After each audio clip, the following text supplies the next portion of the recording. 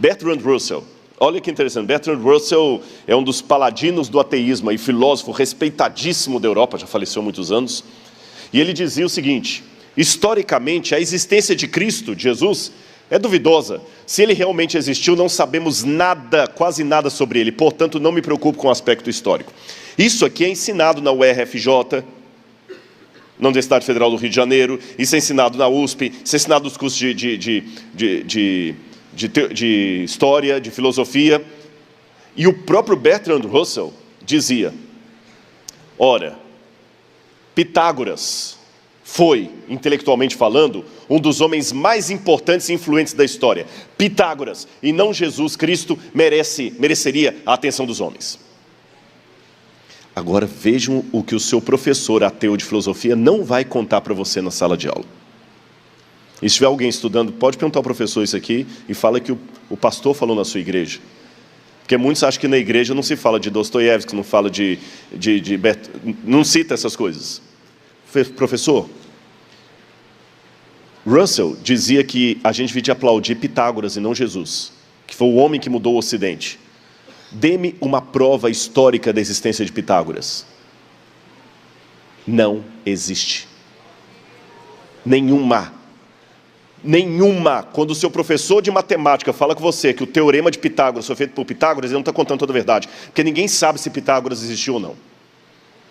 Ninguém sabe se Pitágoras existiu, e se existiu, ele era mais um místico do que um matemático. E o tal do teorema de Pitágoras eu já encontro aplicado pelos egípcios 1000 anos antes dos gregos. Isso é mito. Agora, quando eu vou à história, Tácito, Suetônio, Plínio, o Talmude, Flávio Josefo, todos esses autores fora da Bíblia falam de Jesus Cristo. E eu não encontro um autor contemporâneo que fale de Pitágoras.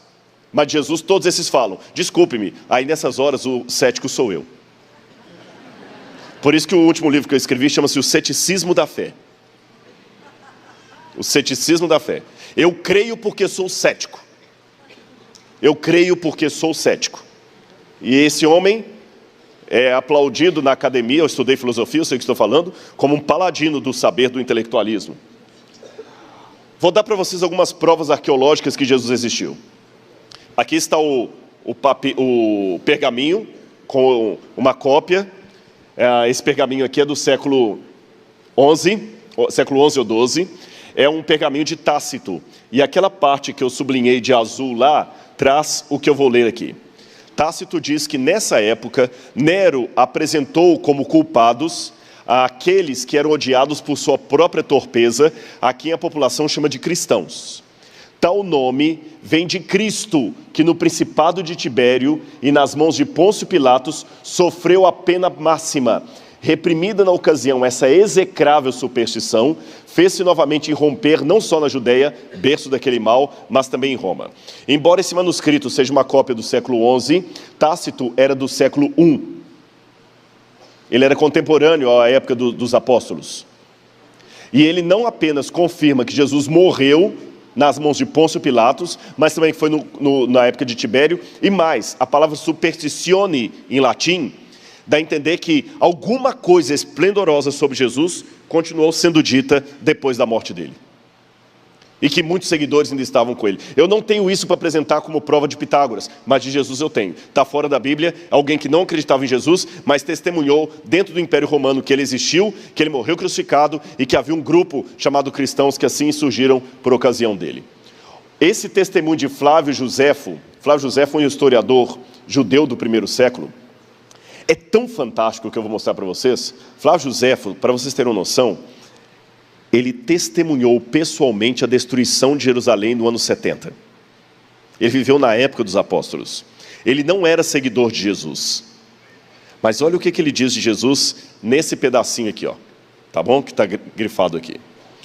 Por essa época, surgiu outro foco de novas dificuldades. Um certo Jesus, homem sábio. Ele era operador de feitos maravilhosos, mestre daqueles que recebem coisas estranhas com prazer. Atraiu a muitos judeus e também a muitos gregos. Este homem era assim chamado Cristo.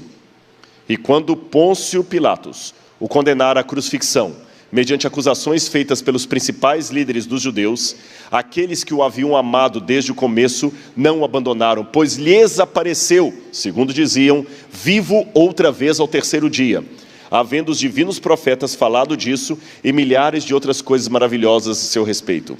E mesmo agora, a família dos cristãos, assim denominados por causa dele, não se extinguiu. Joséfo testemunha que Jesus fez coisas maravilhosas, que ele foi condenado, que as pessoas diziam que ele ressuscitou. Isso é tão fantástico que sabe o que os críticos dizem? Isso é uma interpolação cristã. Os cristãos que inventaram esse texto. Só que todos os manuscritos de Joséfo, que já encontrei até hoje, têm essa passagem. Até uma cópia em árabe, antiga. Outro testemunho de Joséfo também. Sendo, portanto, esse tipo de pessoa Anás, reuniu no Sinédrio e trouxe perante eles o irmão de Jesus, que é chamado Messias. Ele era chamado de Tiago e havia outros com ele. Feito o processo acusatório, segundo o qual ele era um transgressor da lei, todos os entregaram para ser apedrejado. Então eu mostrei apenas alguns exemplos fora da Bíblia que já confirmam, Jesus não é mito, ele existiu.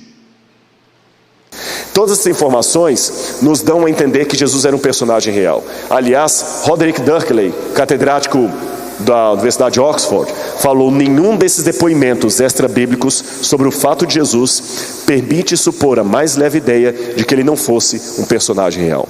E eu posso dizer para os irmãos que hoje até ateus admitem que Jesus existiu. Isso não é problema mais hoje. Então vocês veem que bonito, nós temos um testemunho da história. Até mesmo um ateu como Bart Ehrmans e Maurice Casey, ateus, dois ateus, acabaram de publicar 2 anos atrás um livro dizendo: Jesus existiu sim, não é mito. Eu tenho 2 livros de 2 ateus.